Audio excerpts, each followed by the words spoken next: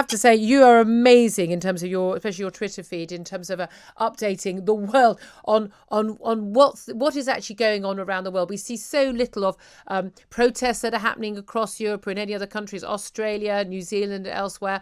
We see so little about the horrific restrictions that other countries are living under.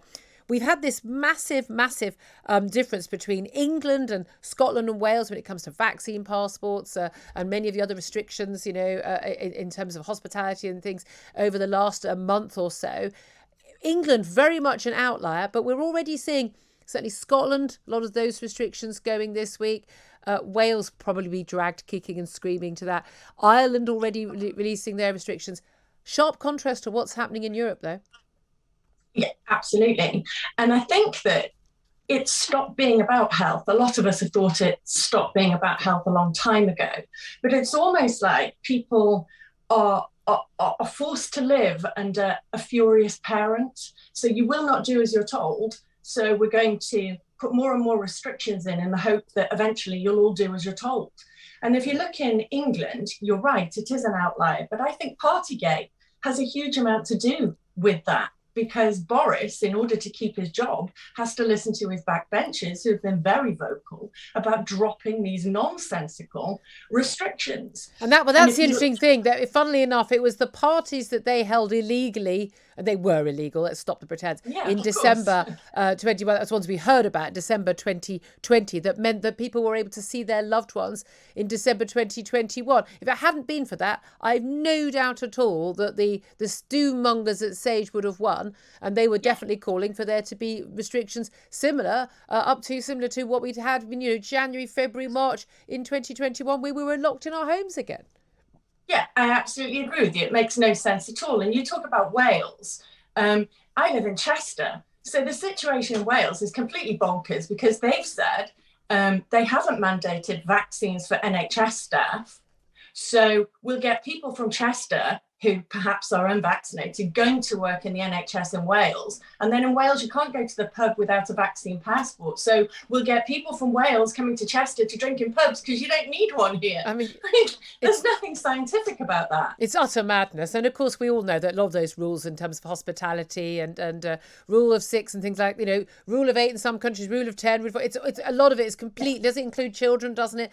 Again, it's just made up. This is back of the envelope stuff to try and limit people's lives. And let's face it, they were all quite surprised when we all obeyed so strictly the first lockdown, weren't they? And then carried on. Let's talk about what's been going on in Europe, though, by contrast, because we have got the mandatory jab issue for care workers and coming up for NHS workers. We were talking to consultant Dr. Steve James about that a little bit earlier. Yeah. And there are a lot of people who are in two minds about those people working with vulnerable people. But again, it's that slippery slope aspect that will worry an awful lot more people. But across large parts of Europe, even Austria, Germany, Italy, France, to all intents and purposes, jabs are mandatory, and not even just for adults, for kids as well.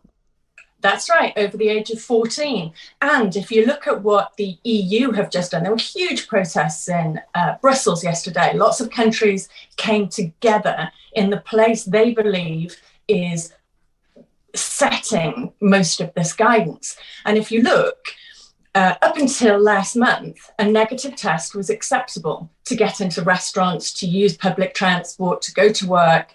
And now they've said it isn't acceptable. So you must have been vaccinated. They've even brought the length of time down. Yeah. So the green pass used to last a year, and now it's 9 months. And they're continuing to bring that time down on those vaccine passports. But the bizarre situation that you can go, in lots of countries in Europe, you can be, as long as you're double, or in case like in France now, triple jabbed. If you're triple jabbed and you've got COVID, you can be COVID positive. And you can go into a bar, you can go to a museum, go on a long range train journey and things like.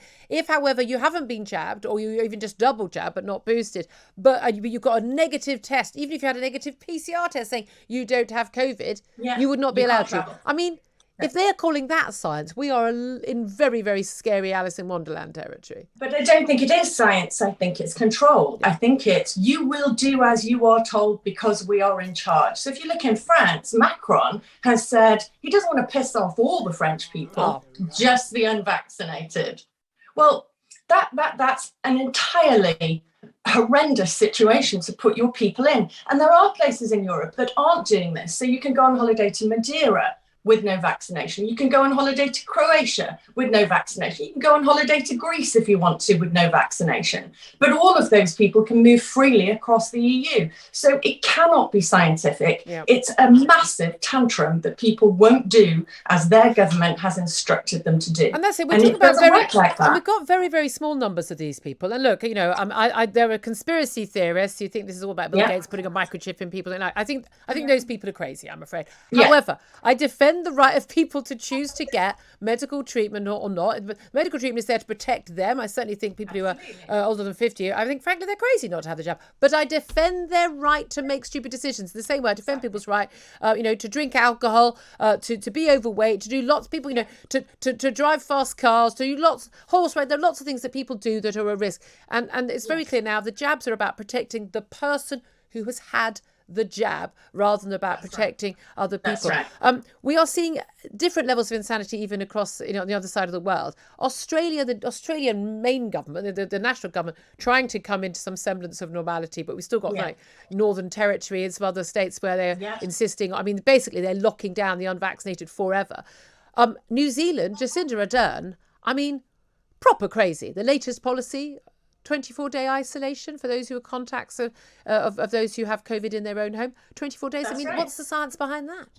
Well, there is no science. And if you look in the UK, for example, we've now taken down the isolation period to 5 days. But in Australia, it's still at 14. In New Zealand, it's at 14. And then anyone who lives with you gets an extra 10 days on top of that. There's no science, but also it's particularly dangerous. What do you do about those people who are in abusive relationships? What do you do about those people who's live in high-rise blocks of flats? You're leaving them there for 24 days. So in order to counteract that, I think she did put limits on alcohol. So you could only get a few bottles of wine a day. I mean, wow. But again, she cancelled her own wedding, so it's okay. It affects her. I mean, it's just extraordinary how mad the world has come. And I am very proud that England does appear to be coming out of the insanity quicker than anyone else. Let's hope others do follow suit.